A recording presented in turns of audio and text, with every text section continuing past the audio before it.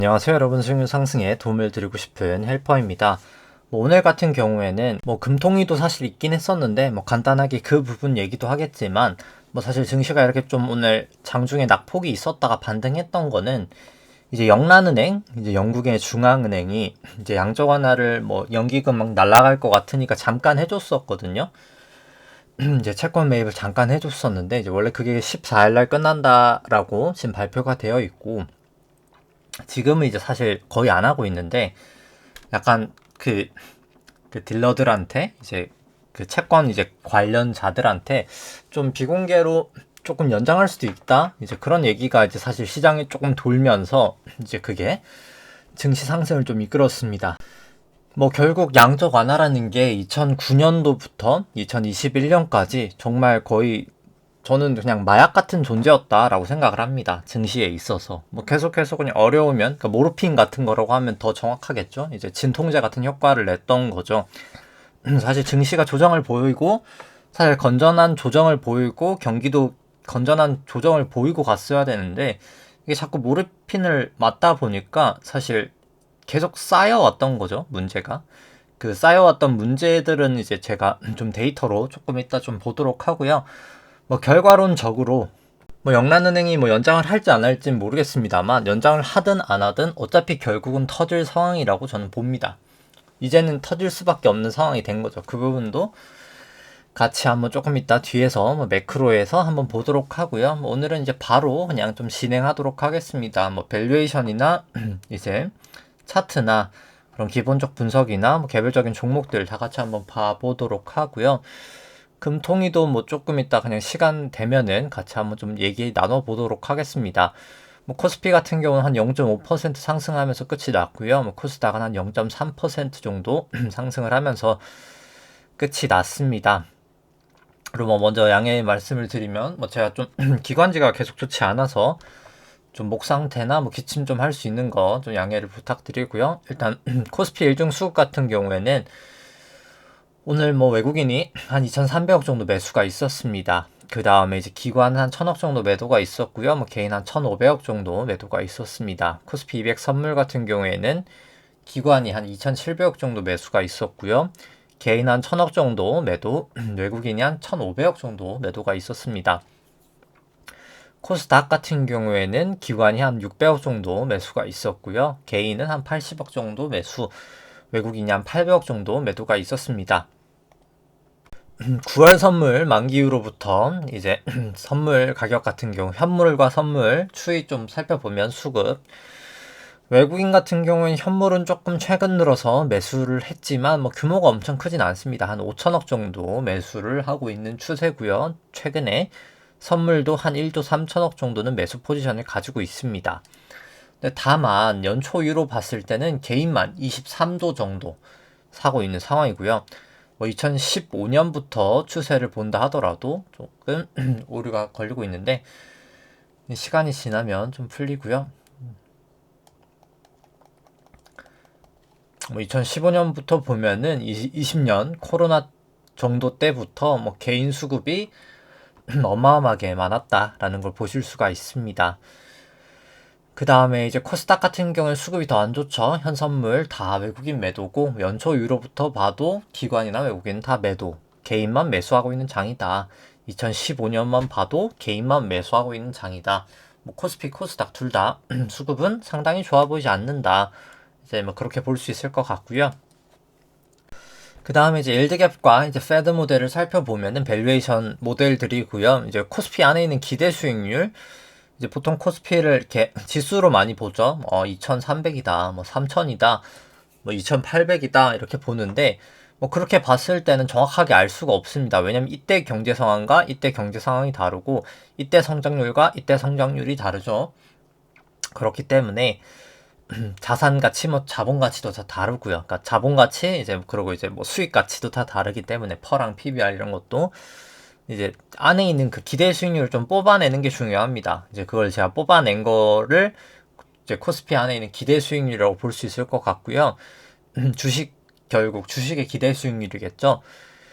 그걸 이제 채권의 국고채 10년 금리로 차감을 한 두 차이를 이제 일드 갭이라고 하고요. 나눈다라고 하면 이제 그걸 페드 모델이라고 합니다. 이제 페드 모델이 조금 더 나누기 때문에 금리에 조금 민감한 특성이 있고요. 둘 다 이제 빨간 색깔 기준인데 그냥 높을수록 주식이 저평가, 낮을수록 고평가다라고 보시면 됩니다.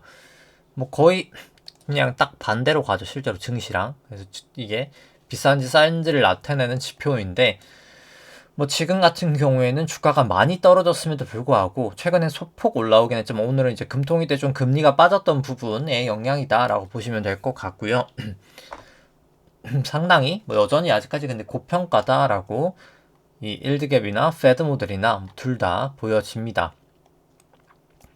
조금 더 긴 시계열로 봐도 뭐 사실 고평가 영역이다 라고 볼 수 있는 상황이고요. 그 다음에 이제 코스닥 같은 경우에도 고평가되어 있다. 일드갭이나 페드 모델이나 뭐 두 모델 다 고평가되어 있다 라고 보여집니다. 뭐 그 다음에 이제 코스피랑 S&P 같이 되어 있는 이제 일드갭인데 뭐 원래 같이 가다 이격 나는 거는 이제 아까 말씀드렸던 그 모르핀 같은 존재, 이제 양쪽 완화의 영향이 가장 크고요. 결국 양쪽 완화는 끝이 나버렸고 앞으로는 저는 당분간은 하기 힘들다라고 봅니다. 최소한 4년간은 하기 어려운 상황이기 때문에 뭐 그건 뒤에 있다 얘기를 드리겠지만 결국 이 밸류에이션 갭은 메꿔주리라 봅니다. 상대적인 낙폭은 저는 계속해서 미국 쪽이 훨씬 더 크리라 향후에는 생각을 하고요. 뭐 두 나라 다 고평가 영역이다 라고 보여지고 이제 일드갭이 아니라 페드 모델로 봐도 두 나라 다 고평가다 라고 보여집니다. 그 다음에 이제 신용장고 추이 살펴보면은 우선 먼저 이제 코스피랑 코스닥 합산 신용장고부터 살펴보면 제가 방송을 했을 때가 아마 4일이었을 겁니다. 4일 대비해서는 16조 한 6천억 정도 되면서 한 2천억 정도 감소를 했습니다. 그때 이후로 감소폭은 엄청 크진 않고요. 일단 뭐 여전히 근데 아직까지 레벨 자체는 높은 레벨이다 라고는 보여집니다. 신용장고를 코스피 시총으로 나눈 수치 같은 경우에도 많이 내려오긴 했지만 여전히 높은 레벨이죠. 그렇기 때문에 계속 조심하셔야 될 필요는 있다라고 생각을 하고요. 이제 신용장고 증감 속도 같은 경우에도 내려갈 때가 좋지 않은데 계속해서 내려가는 추이다라고 보실 수 있습니다. 뭐 코스닥은 참고 삼아 차트만 보여드리도록 하고요. 그 다음에 이제 뭐 한국 수출액 전년동기비 데이터나 ISM 제조업, 비제조업 지수 살펴보면 다 이제 전년동기비 데이터들은 아닌 건데 아무튼 간에 일단 가속도가 다 떨어지고 있다. 결국 모멘텀은 좀 안 좋아지고 있는 모습이다 라고 보여지고요. 한국 수출도 이게 인플레이션 반영이 이제 감안이 안 된 건데 그걸 감안했을 땐 더 좋지는 않은 모양새입니다.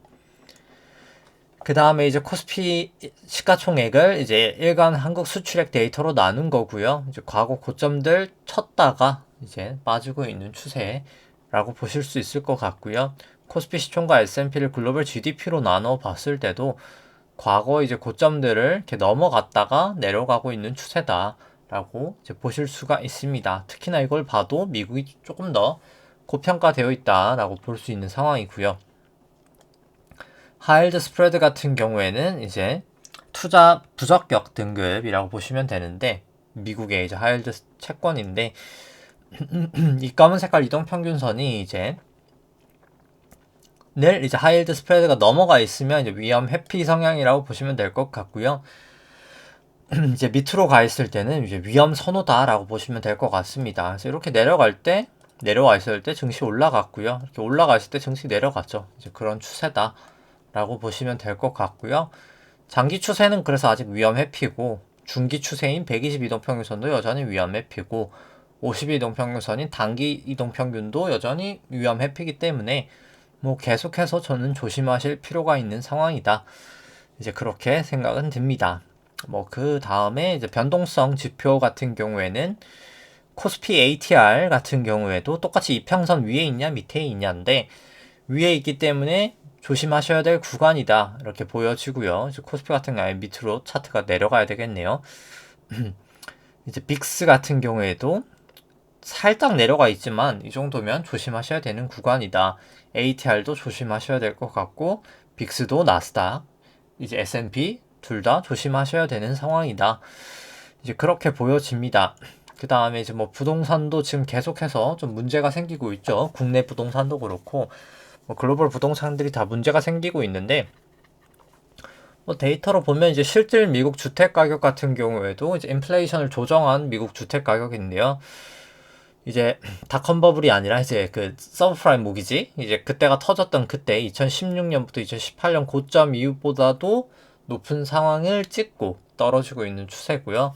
국내 아파트 매매 가격 지수도 이제 인플레이션 조정했을 때 고점을 찍고 빠지고 있습니다. 그래서 올해 2월 정도에는 매도를 하면 좋지 않았을까. 꺾이는 추세를 보고 했다면 4월 정도에는 매도하는 게 맞지 않았을까.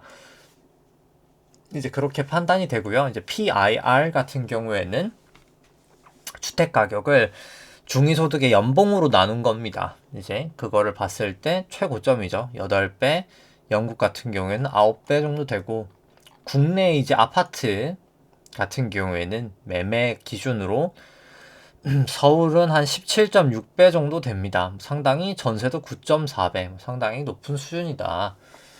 조심하셔야 될 것 같다라는 생각이고, 뭐 간단한 이제 뭐 부동산 관련 데이터들은 그냥 이렇게 보여드리기만 하고 뭐 설명 생략하도록 하겠습니다. 뭐 금 같은 경우도 그냥 뭐 지금 당장은 매수할 타이밍이 딱히는 아니라고 보기 때문에 그냥 데이터만 보여드리고 뭐 설명을 생략하도록 하고요.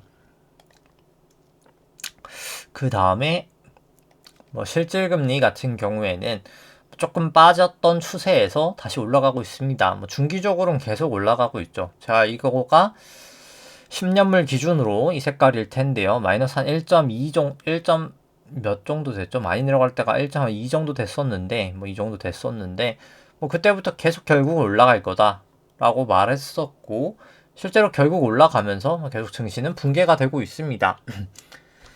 이제 그런 상황이고, 이제 결국 뭐 기업 실적이 이제 붕괴가 되는 요인은 뭐 여러 가지가 있겠지만 지금은 사실 금리 때문인 거고요.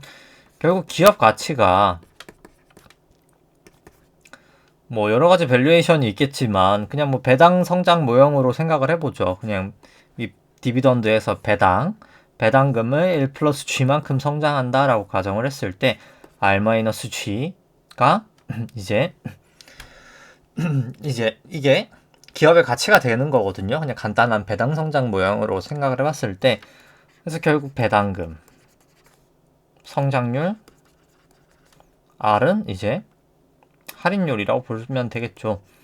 결국 기업 가치가 높아지려면 배당금이 높아져야 된다. 그러니까 회사가 돈을 많이 벌어야 된다가 첫 번째고, 두 번째는 성장률이 높아져도 된다. 성장률이 높아져도 기업 가치는 올라간다. 그리고 할인율은 내려가면 기업 가치는 올라간다는데, 이 할인율이 실질금리거든요. 사실상 이 실질금리가 올라가니까 기업 가치는 떨어지더라. 다른 게 똑같다는 가정에서는 이제 그런 상황이라고 보시면 되겠죠. 지금은 이제 할인율이 높아지면서 기업 가치가 떨어지고 있는 상황이다. 근데 그럼에도 불구하고 이 BEI 기대 인플레이션이 많이 내려오긴 했습니다만 여전히 2%를 넘고 있다라고 보시면 됩니다. 아직 긴축은 끝나지 않았다라고 보실 수가 있을 것 같고요. 뭐 그 다음에 이제 간단한 지표 보고 일단 매크로 간단하게 살펴보면 S&P를 이제 통화량 지표인 M2로 나눈 값이고요. 이건 높을수록 고평가, 낮을수록 저평가입니다. 닷컴 버블 이후로 최고점 찍은 이후에 여전히 아직까지 높은 레벨이다 라고 보여지고요. 나스닥도 뭐 마찬가지입니다. 윌시 5000도 마찬가지로 아직까지는 고평가라고 보고요. 윌시 5000을 이제 GDP로 나눈 수치 같은 경우는 이제 버핏 지수라고 많이 하는데 여전히 151%, 여전히 닷컴 버블 2008년 금융위기보다도 여전히 아직도 높은 상황이다 라고 보실 수 있습니다. S&P를 미국 주택가격 지수로 나눈 거는 주택 대비해서 상대적으로 고평가냐 저평가인데 지금 상대적으로 고평가다 라고 보여지고요. 나머지는 매크로 때 보도록 하고, 한국도 통화량 대비해서 코스피 같은 경우에는 뭐 미국만큼은 아니지만 아직까지는 그래도 좀 더 빠질 룸은 있어 보이고, 뭐 코스닥도 마찬가지입니다. 코스닥은 좀 더 빠질 룸은 있겠죠. 그 다음에 이제 코스피를 서울 주택매매가격 지수로 나눈 것도 뭐 빠질 룸이 엄청 크다라고 보긴 어렵겠습니다만 여기도 그래도 좀 저는 코스피도 조금 더 빠질 룸은 있어 보인다. 뭐 그 정도로 생각은 듭니다. 뭐 그 다음에 이제 뭐 오늘 금통위 얘기를 일단 먼저 해본다라고 하면은 50bp 인상을 했었습니다. 50bp 인상을 했고요. 뭐 그 전에는 뭐 사실 한은 총재분이 뭐 사실 뭐 빅스텝은 뭐 그렇게 일반적으로 하는 게 아니다. 이제 뭐 그런 얘기를 하셨지만 어김없이 다시 빅스텝으로 돌아오면서 금리를 50bp 이제 0.5% 인상을 했습니다. 근데 뭐 개인적으로 저도 뭐 기자 간담회도 들었는데 뭐 좀 약간 저 같은 경우에 조금 아쉬운 부분이 많았다. 뭐 기자 간담회 뭐 제가 매번 듣지만 뭐 사실 결국 다 모른다는 얘기였습니다. 그냥 불확실성이 크다. 결국은 그냥 종합적인 그냥 결론은 결국 11월 그냥 FOMC 보고 따라가겠다라는 말이었습니다. 뭐 그렇기 때문에 뭐 결국 그냥 한국은행은 미국이 올리면 올리고 미국이 내리면 내리고 약 한 1% 금리 격차를 둔 상태로 그냥 움직일 수밖에 없다라는 게 제가 느낀 그런 이제 총재님의 의견이었는데 뭐 따라가는 건 이해를 가기는 하는데 뭐 그럴 거였으면 사실 저번 회의 때 그냥 빅스텝을 하는 게 맞지 않았을까? 어떻게 보면 한은도 그러니까 데이터를 보기보다는 저는 좀 오히려 보면 그냥 연준에 조금 후행하는 측면이 더 있지 않나 이제 이 부분에 대한 질문도 사실 기자분들이 있었는데 뭐 저는 좀 그런 부분이 좀 생각이 들었고요. 일단 오늘은 이제 그건 거죠. 결국 양쪽 하나를 계속 하고 싶어 하는데 지금 영란은행도 한번 잠깐이나마 했었고 시장도 이제 그걸 다시 원하고 있는데 과연 그렇게 갈 수 있을까? 맨날 얘기하는 부분입니다. 뭐 사실 그거에 대한 이제 관점을 살짝 바꾸는 건데 뭐 사실 똑같은 얘기고요. 뭐 오늘도 어김없이 사실 그냥 뭐 똑같은 흐름을 얘기를 해본다라고 하면은 기술적 분석 보기 전에는 뭐 매크로는 사실 뭐 계속 똑같으니까요. 뭐 달라질 게 없는 것 같습니다. 그러니까 사실 이런 거죠. 이게 사실 되게 재밌는 항상 좀 안타까운 일인데 뭐 채권 금리라고 해볼까요? 그냥 채권 금리. 채권 금리가 이제 애널리스트 분들이나 대부분 시장 참여자들이 올해 평균 전망치가 이제 올해가 여기서부터죠. 채권 금리가 약 1.8%가 된다라는 게 채권 금리 목표치였습니다. 그러니까 작년이었던 것 같아요. 제 기억에. 2021년 정도였던 것 같아요. 이제 이때 1.8%다. 이게 뭐 2. 몇 %다. 근데 지금 뭐 4.3이잖아요. 제가 기억하기로 제가 한 2020년 정도 이때 정도에 금리는 우리나라가 몇 년 안에 4%에서 5%까지 간다라고 얘기를 했었습니다. 유튜브 뭐 기록에도 뭐 기록은 제가 언제부터 유튜브를 했는지 기억은 안 나는데 아무튼 간에 제가 그때 이제 애널리스트 분들하고 이제 좀 토론을 할 때 얘기를 할 때 저 같은 경우는 그때 완벽한 이제 마이너 소수 의견이었죠. 소수 의견. 저는 한 4, 5% 간다라는 의견이었었는데 근데 뭐 저는 이제 똑같이 지금처럼 매크로 보는 게 똑같았기 때문에 뭐 그때부터 저는 그냥 보는 데이터는 똑같고 뭐 달라진 게 없습니다. 쭉 가는 거죠. 근데 보통 지금 전망치들이 다 올라가면 금리 또 다시 내려갈 거야 했는데 지금 또 올라가면 또 전망치 높인 상태에서 또 내려갈 거야 라고 했다가 또 올라가고 또 내려갈 거야 했다가 또 올라가고 지금 이런 상황이거든요. 그러니까 계속 금리가 고점이었다 하다가 지금 펑펑펑펑펑펑펑 지금 다 터진 상황입니다. 결국 여기까지 금리를 갈거라 했던 사람도 없었고요. 이제 왜 제가 뭐 왜 이런 얘기를 하냐면 결국 투자라는 게 기준이 있어야 됩니다. 이게 뭐 채권이든 뭐 주식이든 내가 왜 사는지 왜 파는지에 대한 기준이 명확해야 사실 움직이고 정확한 판단이 서거든요. 그렇기 때문에 좀 저는 그 기준이 좀 명확해야 된다라고 봅니다. 항상 사실 이게 꼭 매크로적인 관점이든지 아니면 뒤에 얘기를 하겠지만 그런 기술적 분석에서든지 조금 명확한 본인만의 기준이 있어야 된다. 물론 이제 그 기준이 돈을 벌 수 있는 기준이어야 되겠지만 사실 어떤 기준이든 저는 일단 기준이 없는 것보다는 무조건 있는 게 낫다라는 게 제 생각입니다. 근데 물론 이제 돈을 버는 기준이긴 해야 되겠죠. 아무튼 좀 이야기가 샜는데 결국 뭐 양쪽 하나가 뭔지는 일단 알고 가긴 해야 되겠죠. 양쪽 긴축하고 뭐 두 개 이제 간단하게 뭐 살펴보면 그냥 뭐 양쪽 하나는 연준이 자산 매입하는 건 맞습니다. 자산을 사는데 자산을 산다는 것 자체가 누군 팔았다는 거겠죠. 누구는 팔고 그럼 돈이 생길 겁니다. 누군가가. 그럼 그 돈을 은행에 맡기겠죠. 그럼 은행이 그 돈은 빚이 될 거고요. 은행은 현금이 생깁니다. 은행 입장에선 대출을 해주거나 연방준비은행에 다시 이제 재해치를 하는 방법이 있습니다. 낮은 금리를 받으면서 거의 기준금리 정도 되거든요. 근데 뭐 이 당시 보통 경기가 안 좋은 상황이기 때문에 대출이 안 나가서 다시 지준금으로 이렇게 들어옵니다. 그렇기 때문에 뭐 금융시장에서 돈이 그냥 돌고 도는 거예요. 실물 시장의 돈에는 변동은 없습니다. 전혀. 양쪽 완화에서는. 그래서 실물 물가가 올라가지 않아요. 그래서 뭐 또 버냉키 분이랑 뭐 두 학자분이 이제 또 노벨상 경제학상을 받았었는데 뭐 개인적으로 저는 좀 이해가 되진 않긴 했습니다. 이제 양적 완화를 금융위기에서 이제 우리를 구했다라고 해서 상을 줬는데 양적 완화는 그냥 모르핀이거든요. 모르핀을 맞았다고 해서 명인가? 라는 느낌인 거거든요. 고통을 느끼지 않겠다 했다고 해서 병을 고친 게 아니거든요. 근데 이제 그게 저는 뭐 개인적으로 경제학상을 받아야 됐었나? 라는 뭐 제 개인적인 의견인데 아무튼 실물 경제엔 영향은 없는데 이제 금융시장 유동성이 많아지는 거죠. 많아지다 보니까 금리가 내려갑니다. 뭐 그렇다 보니까 채권 가격 올라가고 뭐 주식 올라가고 비트코인 뭐 부동산 다 올라가는 그런 형태. 금융시장의 유동성이 매우 풍부한 상태가 양적 완화를 하는 상태다 라고 보실 수 있고요. 근데 양적 긴축은 조금 양적 완화랑 많이 다릅니다. 그러니까 반대라고 볼 수가 없는데 이 부분은 반대긴 하죠. 양적 긴축은 이제 순서가 먼저 이제 대출자나 소비자가 먼저 되게 됩니다. 뭐 대출이든 소비든 되는데 뭐 대출을 했다고 생각을 해보죠. 그러니까 100을 차입을 하면 뭐 현금이 생길 겁니다. 뭐 그걸 이제 투자나 소비를 했다고 생각을 해보고 그럼 은행 입장에선 또 100이 대출이 생기겠죠. 자산에.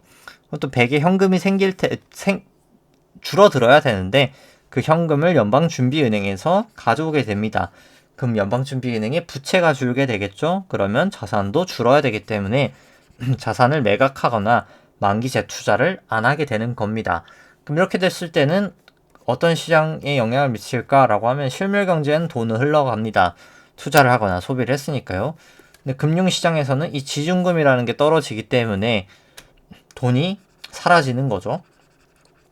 그렇기 때문에 동일한 조건에서는 주식 떨어지고 채권 떨어지고 부동산 떨어지고 비트코인이 떨어지는 지금 같은 상황이 된다는 겁니다. 근데 실물 금리는 높아진다는 거죠. 그러니까 실물 물가는 이제 여기까지가 이제 양적 완화랑 양적 긴축에 대해서 좀 잘못 알고 있는 부분이 많기 때문에 조금 제가 시간을 들여서 설명을 드린 거고요. 그러면 이제 왜 양적 완화를 못할까? 지금은 그러니까 지금도 그냥 경기 안 좋으니까 뭐 다들 경기 안 좋다 그러고 실제로 경기가 뭐 그렇게 좋지 않은 것도 사실이긴 하죠. 그러니까 사실 이게 이 경기가 안 좋다는 건 실질 경기가 안 좋다는 건 사실이긴 하죠. 실질 GDP가 뭐 그렇게 높진 않으니까요. 미국은 마이너스고 우리나라 한 2% 초중반 정도 되는 경제 성장률. 근데 여기서 실질이라고 하는 거는 명목 경제 성장률에서 인플레이션을 차감한 경제 성장률이라는 겁니다. 그러니까 인플레이션이 높아서 경제 성장률이 낮아 보이는 거지 사실 명목 경제 성장률은 높은 상황입니다. 근데 아무튼 뭐 그 얘기를 하려고 했던 건 아니고 결국 양적 완화를 왜 못할까 지금은 이제 그거를 또 알려면 이 부채 계정을 알아야 됩니다. 그냥 간단하게 결론은 양적 완화를 한다는 것 자체가 뭐 연방준비은행이든 뭐 BOE든 뭐 영란은행이든 이 자산을 늘리는 거잖아요. 2008년 중반부터 말부터 양적 완화를 하면서 쭉 자산이 늘었고 테이퍼링 양적 긴축을 이제 2015년 발표하고 좀 했다가 2019년까지 코로나가 터지면서 다시 이제 엄청나게 자산을 더 늘렸습니다. 뭐 지금 이제 테이퍼링 이후 QT가 이제 양적 긴축이 진행이 되고 있는데 여기서 이제 다시 양적을 한다는 거는 다시 자산을 늘린다는 거죠. 근데 과연 이제 늘릴 수 있냐의 문제로 흘러가는 겁니다. 근데 이제 왜 늘리지 제가 못하냐라고 이제 먼저 결론부터 얘기를 드리면 자산이 늘어나려면 부채가 늘어나야 되겠죠. 근데 부채가 늘 수가 없다는 겁니다. 일단. 그럼 이제 왜 부채가 못 느는지 알려면 부채가 뭔지부터 알아야 되겠죠? 부채는 크게 4가지로 구성이 됩니다. 미국 기준으로 해서. 우리나라는 뭐 좀 더 많기는 한데 우리나라도 뭐 크게는 몇 개는 안 되고요. 유통통화는 이제 달러라고 보시면 됩니다. 진짜 그냥 유통되고 있는 달러 정도. 지급준비금은 아까 말씀드렸다시피 은행들이 연방준비은행에 예치를 해놓은 현금이라고 보시면 될 것 같고요. 재무별방 계정은 이제 미국 재무부 우리나라로 치면 기재부가 채권을 발행하거나 세금을 걷어서 모아놓은 현금이다 라고 보시면 될 것 같고요. 재정정책을 위한 현금. 리버스 레포는 이제 단기금융시장에서 연방준비은행이 빚진 금액, 차입한 금액이다 라고 보시면 됩니다. 이게 총 4가지가 있는데 원래 양쪽 하나를 하면 이 지급준비금이 증가가 됩니다. 자산의 증가분만큼 사실 이 지급준비금이 이제 부채에서 증가가 이렇게 되는 게 일반적입니다. 근데 이번 코로나 조금 달라진 게 이 재무불방 계정이 많이 늘었었어요. 보면 이렇게 늘었다가 결국은 줄죠. 근데 재무불방 계정은 왜 늘었냐면 재정정책을 위해서 국채를 발행을 많이 했었습니다. 트럼프 정권 때. 그 다음에 이제 바이든 정권 들어서 이제 재정정책을 다 집행을 하면서 돈을 집행을 하는 거죠. 재정정책을 금방 쓰니까요. 다시 이제 감소가 되면서 그 돈이 다 결국 은행으로 들어왔죠. 은행으로 들어오면서 이 재무부 일반 계정이 이제 지급준비금으로 계정이 이제 분류가 그냥 그냥 이름표만 바뀌었습니다. 근데 그때부터 2021년 5월부터 이제 줄어들고 나서 이 지급준비금이 이제 떨어지기 시작합니다. 자산은 증가가 되었는데요. 이제 왜 그렇게 됐을까라고 보면은 이것 때문에 사실 이제 더 이상 못하는 거거든요. 결국 그냥 뭐 간단하게 또 데이터를 그냥 보면은 이제 대출이 늘어나서 그렇습니다. 그냥 간단하게 대출이 늘어나서 그래요. 이때부터 보시면 대출이 이렇게 증가되잖아요. 6월부터 대출 증가율이 확 증가가 되게 됩니다. 지금도 여전히 금리가 높은데도 증가되고 있죠. 대출이 증가가 돼서 그렇습니다. 그러니까 예대율이 이렇게 낮았다가 예대율이 보시면 역사적으로 이렇게 예대율이 낮았다가 높아지고 있다는 겁니다. 예대율이 2000년도에는 100%, 2008년 금융위기 때도 100%였거든요. 닷컴 버블. 근데 최저 60몇 아래로 50 후반까지 빠졌다가 지금 다시 높아지고 있다는 거죠. 그런 상황이라는 겁니다.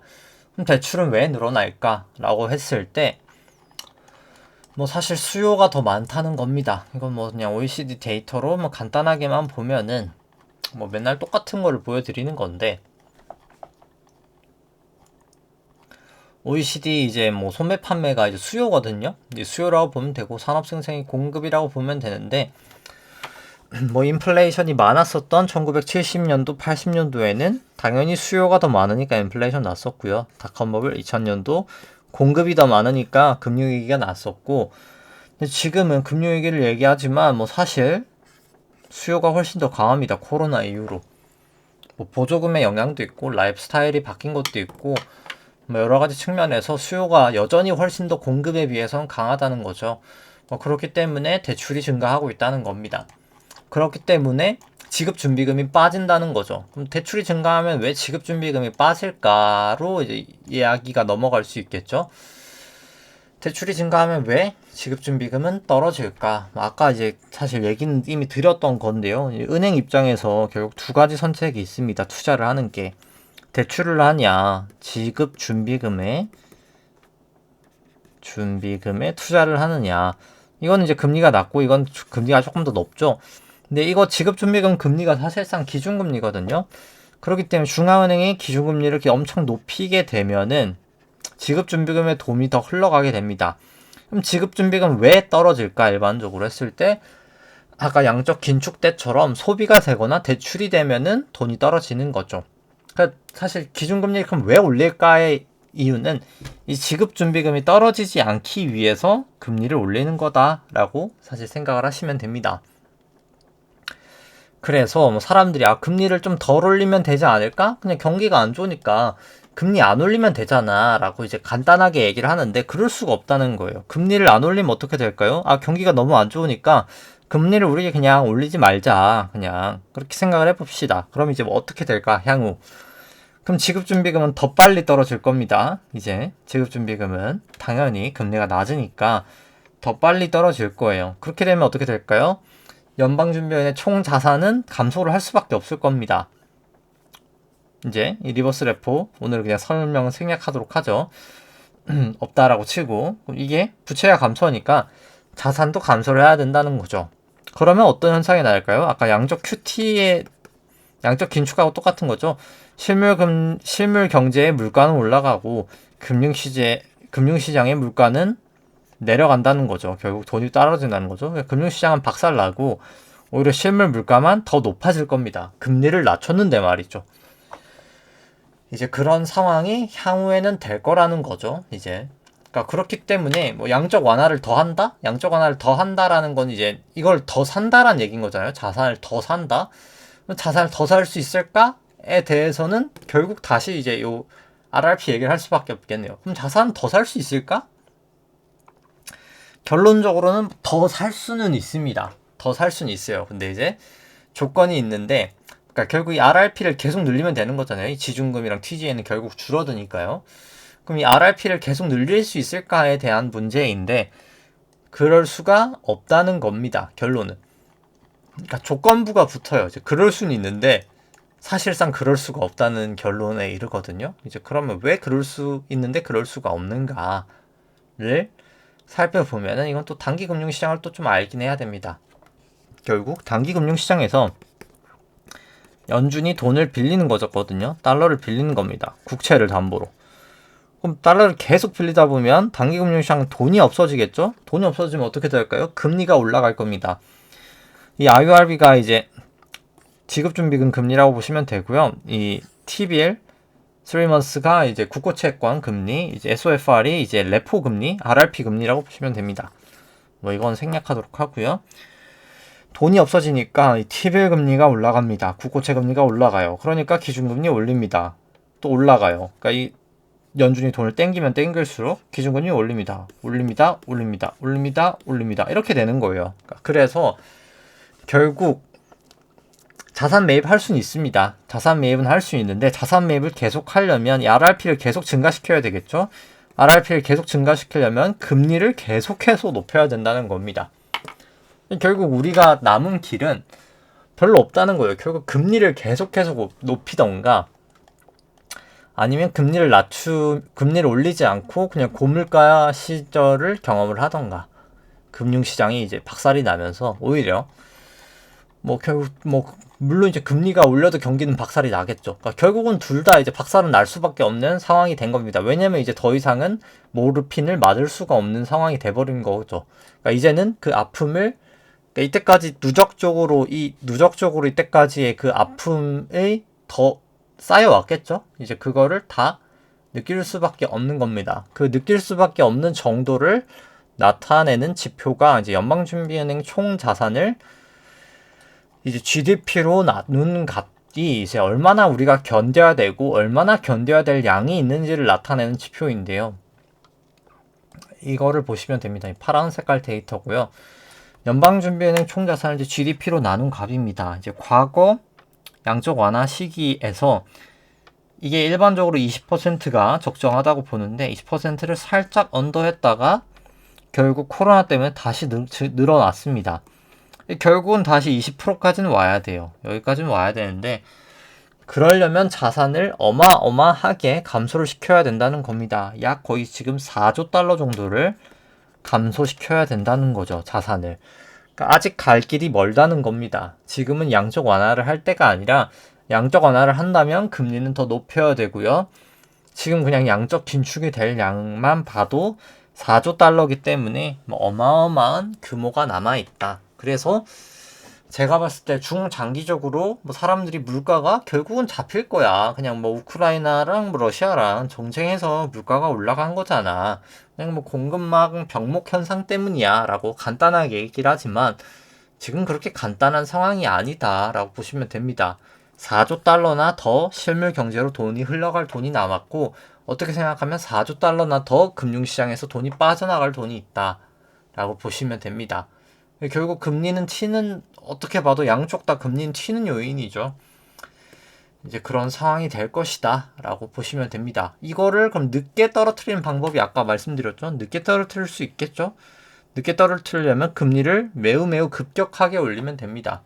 그러니까 남은 길이 둘 다 고통스러운 길인데 어떤 길을 갈까에 대해서는 뭐 저도 예측은 못하겠습니다만 결국은 저 두 어려운 길 중 하나를 선택해서 가야 된다 라는 게 저의 결론입니다. 뭐 그 다음에 이제 기술적 분석 살펴보도록 하죠.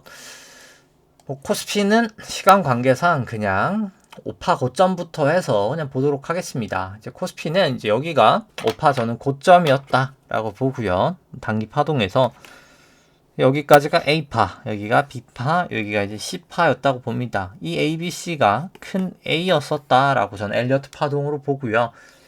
이게 A, B, C로 큰 B였다라고 봅니다. 근데 이 큰 B가 우리나라 같은 경우에 조금 애매하기도 하고 그래서 파동으로 보기에는 국내는 조금 애매해 보인다. 사실 제가 뭐 불확실한 거를 확실하다라고 말씀드리긴 어렵기 때문에 그래서 저 같은 경우에 이제 국내에서 지수 플레이는 하진 않고요. 뭐 그럼에도 불구하고 이제 국내도 많이 보시기 때문에 설명은 드립니다만 일단 뭐 국내는 조금 더 덜 정확성은 있다라고 보실 수 있습니다. 근데 일단 뭐 어찌됐던 간에 일단 뭐 여전히 기준선 밑에 있고 뭐 구름대 밑에 있고 개선들 다 역전되어 있기 때문에 뭐 여전히 좋지 않은 추세다. 뭐 국내도 저는 뭐 그렇게 생각을 하고요. 뭐 주봉이나 월봉이나 다 좋지 않은 상황이다. 여전히 사실 여긴 뭐 이제 구름대도 없죠. 뭐 다 뚫린 상황이기 때문에 국내도 뭐 결과론적으로는 좋지 않은 상황이다라고 생각을 합니다. 뭐 코스닥도 뭐 마찬가지이기 때문에 뭐 설명 생략하도록 하고요. S&P가 뭐 저번 주에 설명했으니까 오늘은 뭐 나스닥으로 보죠. 뭐 사실 똑같기 때문에 나스닥으로 살펴보면은 엘리어트 파동상 이제 물론 좀 S&P가 더 깔끔하긴 합니다. 여기가 이제 새로운 파동의 시작이다라고 보고요. 여기가 1파, 2파, 그 다음에 3L, 3A, 3L3, 3에서 3L로 3파, 여기 이제 트라이앵글로 4파, 여기가 이제 5파 고점 치고 저는 이렇게 A, B, C의 파동이 향후 나타나리라 생각을 합니다. 8천이냐 6천이냐 정도의 문제라고 생각을 하고요. 나스닥 100 기준으로 이제 5파 고점 때부터 살펴본다라고 생각을 해봤을 때 나스닥 같은 게 여기가 이제 5파였다라고 보고요. 여기까지가 이제 A파, A, B, C로 B파, 1, 2, 3, 4, 5로 그 다음에 C파에서 이게 큰 A였다라고 보고요. 여기가 A, B, C, B, 그 다음 1, 2, 3, 4, 5로 C가 나오면서 A, B, C 큰 B였다라고 봅니다. 지금 남은 건 큰 C가 되겠죠. 일반적으로 C의 길이는 이거 1배 정도가 미니멈이기 때문에 미니멈으로 봤을 땐 약 8천 정도까지는 빠져야 된다 라고 보고 뭐 더 빠진다라고 하면 6천까지도 저는 갈 가능성이 있다라고 봅니다. 이제 그 다음에 C는 1, 2, 3, 4, 5파로 구성이 되는데 그 1, 2, 3, 4, 5파 같은 경우가 어떻게 될까라고 봤을 때 일단 뭐 완벽한 가능성은 아니지만 일단 가능성이 낮은 거 먼저 설명을 드리면 이게 1, 2, 3, 4, 5로 이렇게 빠진다는 겁니다. 그 다음에 2가 올라가고 3, 뭐 4, 5 이런 식으로 빠지겠죠. 근데 이거는 선물로 봤을 땐 여기 1번하고 4번 파동이 겹치기도 하죠. 절대법칙상 겹치면 안 되는데 겹치기도 하고 뭐 다른 나라 증시나 뭐 코인 같은 걸 봤을 때는 이 가능성보다는 저는 그냥 이게 1이고 이게 2고 이게 3의 1이고 이게 3의 2고 지금 이제 3의 3의 어딘가를 가고 있다라고 보는 게 저는 조금 더 합리적이지 않을까라고 생각은 합니다. 네, 일단 뭐 엘리어트 파동상으로는 그렇고요. 근데 이제 괴선상으로는 다 좋지 않은 상황이다 라고 보여지고 그 다음에 이제 구주봉으로 봤을 때도 기준선 드디어 뚫려 버렸고요. 밑으로 3주봉으로 봤을 때도 다시 이제 구름대 안으로 들어가 버렸습니다. 주봉으로 봤을 때는 200 이동평균선을 드디어 이제 하회를 했거든요. 보시면은 200 이동평균선 하회를 했죠. 근데 하회를 하고 나서 보통 증시가 어땠는지 한번 살펴보면 현물로 보죠. 이거는 선물은 조금 시계열이 짧기 때문에 주봉으로 봐야 되겠죠. 이제 주봉으로 했을 때 200 이동평균선을 뚫린 결과물들이 결국은 어땠을까? 뚫리지 않고 지지를 했을 땐 반등을 많이 했는데 이미 지금은 뚫려버렸죠. 주봉상으로 이미 뚫려버렸습니다. 지금. 근데 뚫리지 않고 반등했을 때는 뭐 코로나 때 반등했었고 뭐 그때 뭐 미중 무역 분쟁 때 반등했었고 뚫리지 않았을 때는 다 괜찮았어요. 결국은 뚫린 적도 별로 없었고 안 뚫리니까 올라갔죠. 근데 2008년도 금리위기 안 뚫리니까 올라갔죠. 뚫리고 나서 무너졌습니다. 무너졌고요. 안 뚫리니까 올라갔죠. 여기선 뭐 사실 뚫렸다라고 보기는 어렵죠. 이평선이 그냥 내려온 거고 주가가 돌파를 한 거니까요. 이런 걸 뚫렸다고 기술적 분석으로는 하진 않고요. 여기서 안 뚫렸으니까 반등했죠. 뚫리고 나니까 무너졌습니다. 결국은 무너졌죠. 쭉쭉쭉쭉쭉쭉 이제 200 이동평균선이 결국은 뚫려버렸고 이게 뚫리고 나면은 결국 무너진다는 겁니다. 저는 멀지 않아 증시는 무너지리라 봅니다. 기술적 분석으로 보면 뭐 그렇고요. 뭐 비트코인으로 일단 한번 본다라고 하면은 이 비트코인 장기 추세인데 여기가 비트코인은 저는 5파 고점을 쳤다라고 보고요. 여기까지 A파, 여기까지 B파, 여기가 1, 2, 3, 4, 5로 C파에서 큰 A였다라고 봅니다. B가 조금 작았다라고 보는 게 여기도 조금 애매하긴 한데 여기가 B고 여기가 지금 C라고 보는데요. C 부분만 좀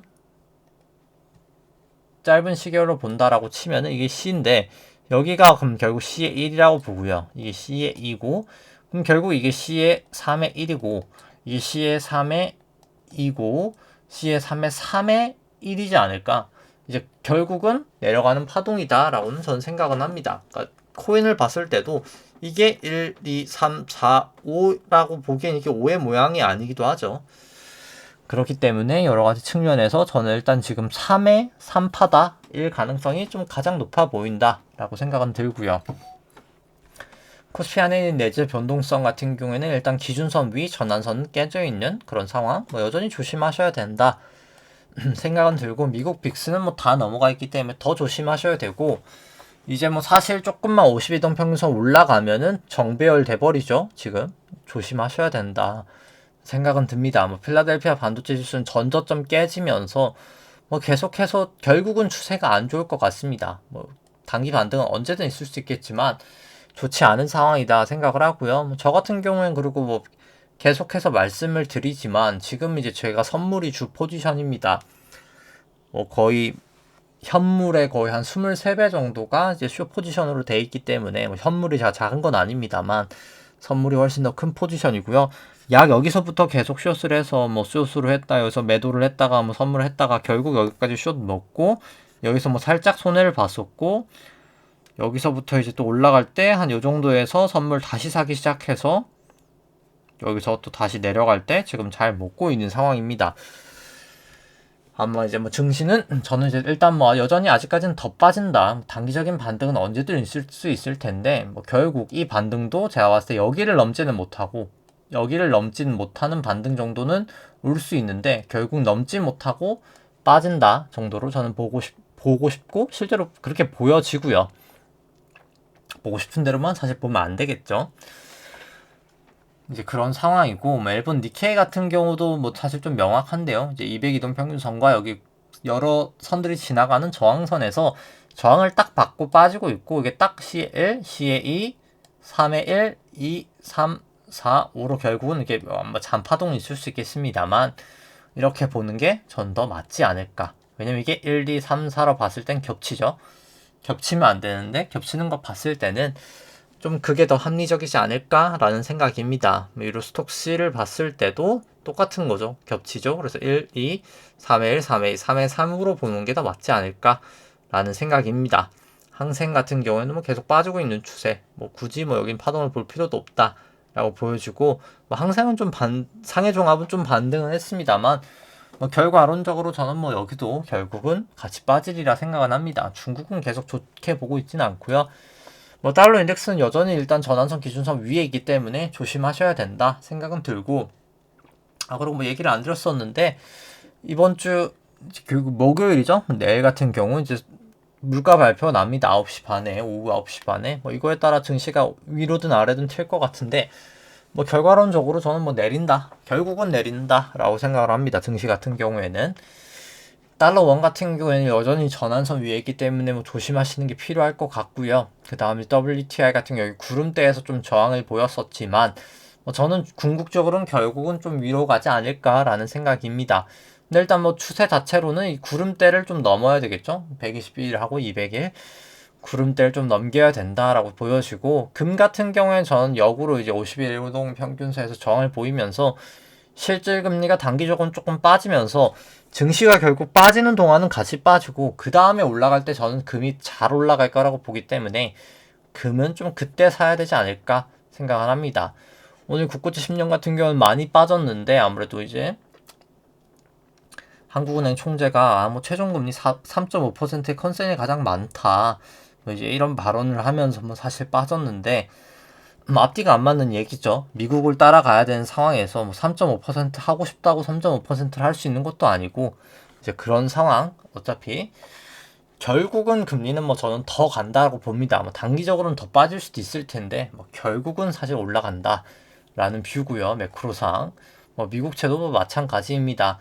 뭐 개별적인 종목들도 같이 한번 살펴보면은 이제 키스콜딩스도 전저점 갱신하면서 제가 말씀드렸다시피 결국 기준선을 깨버리면 그냥 매도를 계속 하시는 게 낫다라고 계속해서 얘기를 드리고 있습니다. 증시라는 게 그냥 추세가 무너지면 뭐 밸류에이션이고 뭐고 빠지는 게 증시이기 때문에 뭐 사실 미련을 안 갖는 게 투자는 가장 좋은 방법이다라는 생각인데, 근데 뭐 저 같은 경우에는 그냥 어차피 해지가 되어 있는 점, 뭐 저는 뭐 거의 숏 포지션이 거의 20 몇 배 정도 되기 때문에 해지가 되고 있는 점과, 일단 뭐 제가 뭐 그렇게 팔 수 있는 물량, 뭐 제가 팔았으면 훨씬 더 많이 빠졌겠죠. 이제 그런 상황인 걸 감안했을 때 매도는 하지 않고 있는데, 뭐 결국 그냥 증시가 바닥일 때 뭐 제가 봤을 때 대주주가 그때 이제 자사주 매입을 다시 하지 않을까, 유상 감자를 하든 제가 봤을 때 뭐 그런 상황이 나타나지 않을까라는 생각입니다. 그러면 이제 적은 금액으로 큰 효과를 내게 되겠죠. 대주주 입장에서는 굳이 지금 증시가 빠지는데 그래서 먼저 움직이진 않는 상황이다라고 보여집니다. 뭐 밸류에이션 저평가인데 뭐 사실 뭐 의미가 없는 거죠. 대주주가 움직이기 전까지는 뭐 굳이 빠지고 있는 추세에서 대주주가 먼저 움직일 것 같지는 않습니다. 현대해상 같은 경우에는 여기 200이동평균선에서 계속 묶이고 있는데 뭐 증시 무너지면 뭐 같이 빠질 수도 있지 않을까라는 생각도 들고, 뭐 금리가 올라가면 올라갈 수도 있지 않을까, 뭐가 될지 모르겠습니다만 일단 여기서 추세가 결국 위든 미치든 튈 거다라는 것만 뭐 보여지는 것 같고요. 상대가치 평가로 봤을 때는 현대해상은 그래도 저렴한 구간이다. 근데 이제 이것도 금리를 조정했을 때는 뭐 사실 비싸다라고 생각은 듭니다. 근데 이제 금리가 올라가는 수혜주기 때문에 뭐 비싸도 그냥 주식이라면 살만하다, 그런 느낌인 거죠. 그래서 사실 덜 빠지기도 했고요, 다른 종목들에 비해서. 근데 이제 굳이 주식을 사야 된다면인 거지, 사실 지금은 저는 주식을 할 때는 아니다라고 생각을 합니다. 숏을 안 한다는 가정에서 뭐 DB 손보는 설명 생각하고, 뭐 우리금융 지주 같은 경우도 뭐 외국인 매수도 좀 들어오고 하면서 일단 전환선은 돌려놨는데 기준선 구름대를 좀 넘어야 될 것 같긴 하고요. 뭐 여기도 똑같은 거죠. 회사는 싼데 여기도 또 금리를 감안하니까 싸진 않더라, 이제 그런 상황인 거죠. 근데 뭐 여기도 주식은 너무나 싸기 때문에 뭐 사실 그냥 주식을 너무나 사고 싶다라고 하면은 사도 괜찮은, 그냥 괜찮은 주식의 상태다, 뭐 그 정도로는 생각은 듭니다. 그 다음에 네, 다시 이제 삼성전자를 이제 본다라고 하면은 일단 뭐 기준선을 잠깐 넘긴 했습니다만 뭐 도지 모양이 나오면서 뭐 그렇게까지 썩 좋아 보이는 모양새는 아닙니다. 뭐 적어도 일단 구름대라도 넘고 나서 추세를 보는 게 저는 좀 맞다라는 생각이고요. 뭐 반도체 가격도 계속 좋지 않죠. 뭐 사실 애널리스트 분들은 매일 반도체 슈퍼사이클이라고 외치지만 뭐 제가 전에도 얘기를 드렸었죠. 뭐 사실 코로나 때 노트북 사고 뭐 그런 서버 많이 증설을 했던 게 과연 코로나 끝나고도 계속해서 매년 그럴 수 있을까? 당연히 그럴 수가 없습니다. 여긴 내구재 사이클이 있기 때문에 뭐 그렇기 때문에 반도체 가격 하락하는 거는 뭐 어떻게 보면 당연하지 않았나라는 생각이고요. 뭐 그렇기 때문에 사실 저 같은 경우에 뭐 트레이딩을 예전에 했던 걸 생각을 해본다라고 하면은 뭐 제가 초창기에 여기에서 한 여기 정도까지였던 것 같아요. 제 기억에 한 이 정도까지 제가 국내도 많이 했었습니다. 이제 국내 이제 풋옵션이나 이제 국내 선물 매도도 많이 했었는데, 이때 이후로 안 하는 거는 이제 뭐 어느 부분 이제 반도체 가격 하락은 많이 반영이 됐기 때문이죠, 사실. 그렇기 때문에 이제 상대적인 낙폭이 국내보다는 미국이 전 더 클 거라는 생각에 이제 지금은 이제 해외 쪽만 하고 있습니다. 나스닥 100 기준으로만 일단 그런 상황이고요. 그 다음에 이제 삼성전자 같은 경우에는 이 기대 수익률이 뭐 사실 딱 명확하거든요. 여기는 8%를 하회하면 항상 문제가 됐었습니다. 증시가 항상 좋지 않았어요. 결과론적으로 보시면 다 빠졌죠. 근데 이제 그러면 이제 기대 수익률이 높아져야 될 텐데, 일단 과거 고점까지 못 높아졌다가 1번이고, 두 번째는 이제 금리를 조정했을 때는 여전히 고평가라는 거죠. 주식 가격은 많이 빠진 것 같은데 사실 금리가 너무 높아졌기 때문에 사실 여전히 고평가다라는 게 저의 생각입니다. 금리가 문제라는 거죠, 결국. 그 다음에 이제 하이닉스 같은 경우에는 뭐 꽤 올랐는데 구름대를 결국 넘냐? 안 넘냐가 전 중요하리라 보고, 뭐 저는 못 넘으리라 생각을 합니다. 근데 뭐 넘더라도 일단 뭐 그렇게 사고 싶은 밸류에이션까지는 아니긴 하고요. 그래서 밸류에이션을 보면 뭐 그렇게까지 매력적이진 않습니다. 뭐 이 영업이익이 들쭉날쭉한 것도 그렇고 그런 걸 디스카운트 감안했을 때 뭐 그렇게 싸 보이진 않고요. 그 다음 하이닉스도 여전히 금리를 봤을 때 좋아 보이지 않는다는 거죠. 이제 그렇게 싸 보이진 않는다, 사실. 그런 상황이고, 현대차를 봐도 뭐 여기는 뭐 계속 지금 이제 뭐 지금은 대기를 많이 하고 있는 상황이죠. 뭐 사실 이제 신차 대기를 많이 하고 있는 상황인데, 뭐 저도 이제 차를 좀 구매를 하려고 하는데 뭐 솔직히 뭐 이게 너무 TMI인 것 같아가지고 아무튼 생략을 하고, 뭐 지금 신차 대기가 되게 긴 상황임에도 불구하고 향후에 수급이 괜찮을까? 이제 공급인 거죠. 현대차 쪽의 입장에서 수요 쪽이 많을까 계속 고민인 거고, 이제 그거에 대한 게 전망치가 계속 안 좋게 나오는 거죠. 그렇기 때문에 뭐 주가는 계속 빠지고 있는 상황이다. 일단 뭐 단기 반등은 이 정도 낙폭이면 가능은 하겠습니다만 결과론적으로는 더 빠진다라는 생각입니다. 밸류에이션도 저는 현대차는 좀 많이 비싸다라고 생각은 들고요. 상대가치 평가를 보더라도 뭐 금리를 감안하니까 오히려 지금이 최고점이다 라고 저는 생각이 듭니다. 그 다음에 이제 LG화학 보더라도 뭐 엔솔 같은 경우가 지금 뭐 나쁜 상황은 아니기 때문에 뭐 실적도 나쁘지 않았고 뭐 좀 반등했던 부분이 있었는데, 일단 여기 기준선을 일단 넘냐 마냐가 1차적인 것 같고, 그 다음에 구름대를 넘냐 마냐인데 뭐 전 어찌됐든 간에 구름대는 못 넘을 가능성이 지금 모양새로는 더 크지 않을까? 라는 생각이긴 합니다. 일단 밸류에이션을 보더라도 뭐 그렇게 매력적이지 않은 밸류에이션이다 라고 보여지고요. 그 다음에 여기도 금리를 감안하니까 싸지 않다라고 보여집니다. 롯데케미칼도 이제 LG 머티리얼스 인수를 하면서 뭐 사실 뭐 채권 시장 오늘 보니까 뭐 롯데 쪽 계열 채권은 뭐 50bp, 60bp씩 더 높게 이제 더 싸게 매각이 되고, 사실 매매도 체결이 그렇게 싸게 나도 안 되는 상황이어서 이제 조달 자금을 어떻게 마련할까 또 사실 좀 문제지 않을까라는 생각이긴 한데, 조금 저평가가 되어 있지 않을까라는 반응에 시장이 올라온 것 같은데, 일단 이것도 최소한 저는 구름대는 넘고 매수를 하셔야 된다라고 보고, 그리고 일단 뭐 좀 너무 비싸게 사서 SKC가 매수했을 때보다 이제 그 K머시기 그 회사 있잖아요. 이름이 기억이 안 나는데 똑같은 동박회사, 그거보다 한 40%는 비싸게 사서 좀 메리트는 없어 보인다라는 생각이고요. 거래 자체가 증시가 지금 더 빠진 걸 감안했을 때 디스카운트도 아니고 더 이제 오버밸류로 산 거는 뭐 좋은 선택은 아니라고 보고, 일단 뭐 밸류에이션 메리트도 엄청 크지는 않은 점, 그리고 여기도 이제 금리를 감안하니까 엄청 싸지는 않은 점을 감안했을 때 그냥 보는 게 더 맞을 것 같다.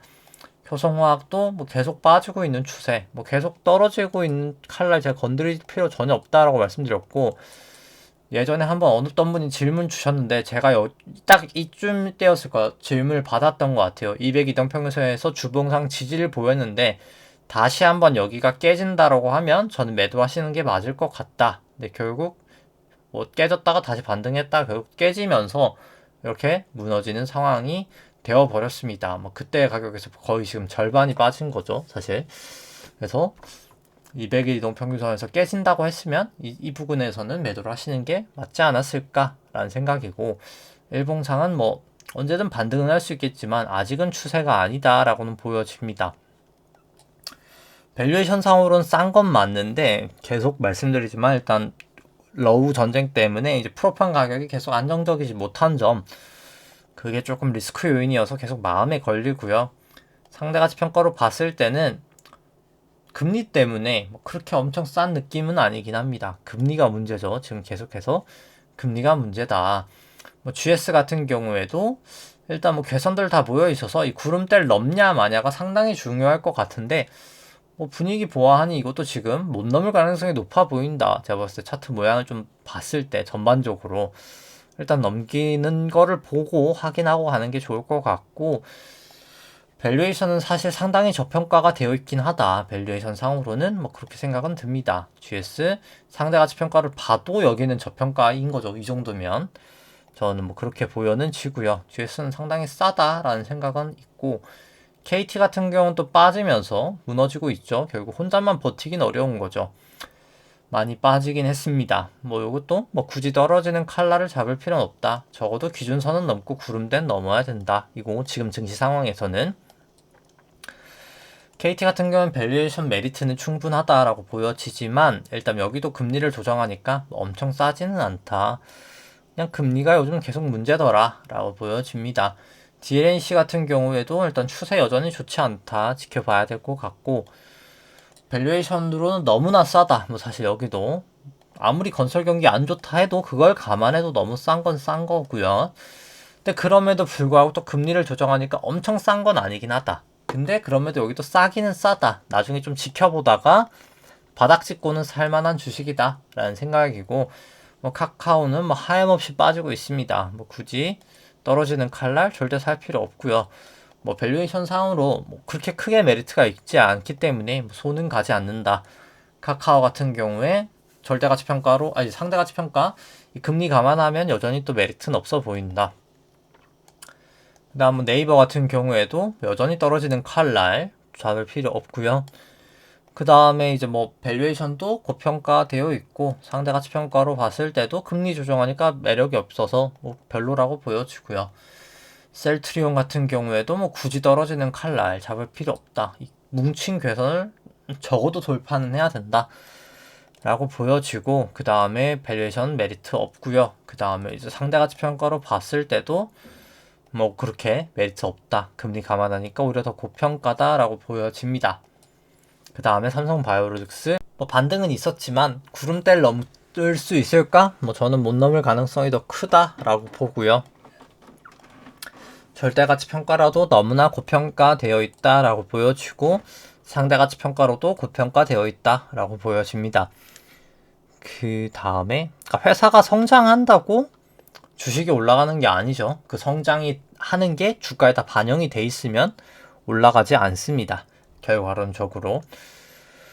NC소프트도 일단 뭐 아직까지는 추세 좋지 않다. 뭐 그렇게 보여지고, 그렇기 때문에 밸류에이션도 여긴 좋지 않고, 상대가치평가로 봤을 때도 뭐 금리 조정하니까 그렇게까지 메리트 없기 때문에 뭐 저는 뭐 굳이 상황이다. 뭐 사실 그렇게 생각합니다. 뭐 리니지 IP도 떨어진 상황에서 뭐 그런 상황이고요. 뭐 포스코홀딩스 같은 경우 일단 반등을 하고 있는데, 뭐 저라면 적어도 구름대라도 넘어서고 매수를 하겠다. 매수를 한다고 치면은 일단 밸류에이션 메리트는 뭐 충분하다라고는 보여지는데, 일단 상대가치평가라도 여기는 뭐 그렇게까지 비싼 건 아니다. 사실 밸류에이션은 나쁜 밸류에이션은 아니다 라는 생각이고요.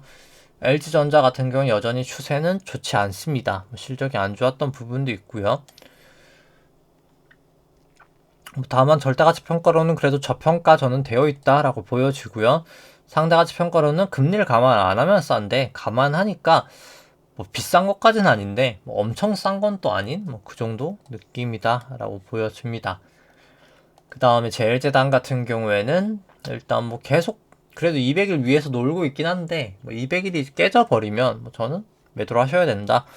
생각이고, 그 다음에 이제 그 CA제일제당 같은 경우에는 뭐 밸류에이션 메리트는 뭐 크지는 않다. 그 다음에 이제 상대가치평가로 봤을 때는 금리를 감안하니까 뭐 엄청 비싼 건 아닌데 뭐 싸지는 않더라. 이제 그 정도 밸류에이션이고, 그 다음에 이제 한국기업평가 같은 경우에도 전저점 갱신하면서 추세 여전히 좋지 않습니다. 뭐 절대가치평가로 봐도 그냥 뭐 딱 적당한 그 정도 가격이라고 보여지고요. 상대가치평가로 봤을 때는 금리 감안하니까 메리트가 없더라. 다올 같은 경우에는 뭐 금리 감안해도 메리트는 있는데 일단 굳이 뭐 떨어지는 칼날 잡을 필요가 없는 거죠. 한국금융지주도 마찬가지고요. 특히나 이제 둘 다 PF 비중이 높기 때문에 건설 경기가 계속 안 좋은 상황에서는 쉽게 반등은 하기 어렵지 않을까라는 생각이 있기는 합니다.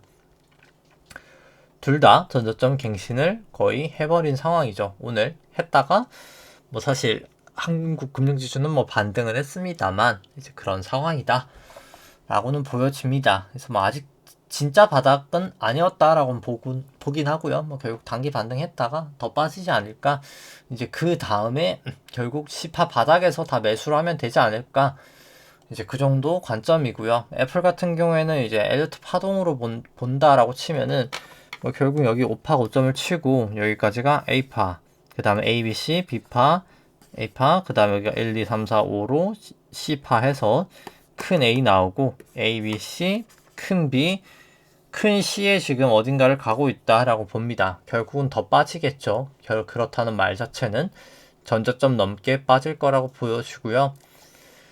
테슬라 같은 경우도 마찬가지입니다. 결국 전저점 넘고 A, B, C, 그 다음에 큰 A, 큰 B, 큰 C로 해서 빠진다라고 보여지고, 아마존도 마찬가지인 거죠. 결국 여기도 똑같이 A, B, C, 그 다음에 B, 큰 C로 해서 빠진다라고 보여지고, 게임스톱 같은 경우에는 뭐 파동은 그렇게 깔끔하지 않기 때문에 결국 여기도 구름대, 괴선 다 밑에 있는 상황에서 굳이 올라갈 이유는 저는 없다라고 생각을 합니다. 뭐 그렇기 때문에 뭐 결국 시장은 지금 목요일날 9시 반에 발표된 CPI를 계속 주목하고 있겠지만, 결국 뭐 발표를 떠나 뭐 기술적 분석이나 매크로를 봤을 때 결국은 어려운 두 길밖에 남은 게 없다. 금리를 매우 계속 높이는 길, 금리를 높이지 않으면 지급준비금이 떨어지면서 실물 물가 올라가고 금융 물가는 떨어지는 길, 둘 중에 하나는 결국 어떻게든 지나가야 되고, 뭐 결국 그 두 길 모두 다 결론은 증시는 좋지 않을 거라는 결론에 도달하게 됩니다.